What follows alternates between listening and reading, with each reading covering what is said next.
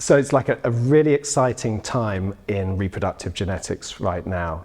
It's a culmination of a lot of technological advancements and a real growth in understanding in different areas.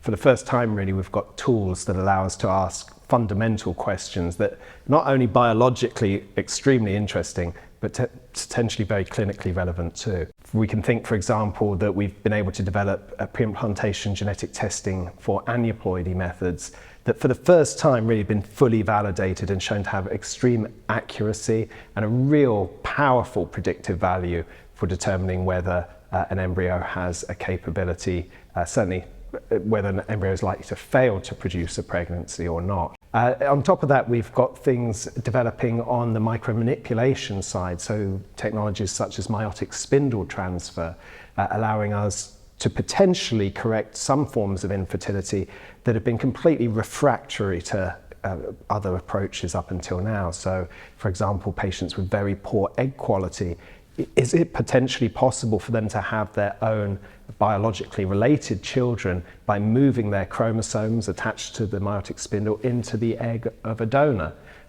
It seems from some of the data that we have just recently published in Fertility and Sterility that may indeed be the case. Certainly a lot more work is needed in order to confirm that and to follow up on safety aspects, but it looks absolutely fascinating.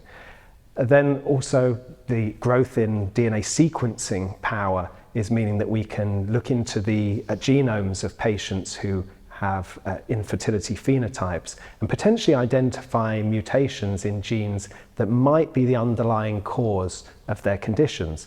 By knowing what the cause is, of course, you can start to think about diagnosing it more effectively and also understanding the biology behind it, which gives us that possibility that maybe we could also intervene and improve outcomes for them.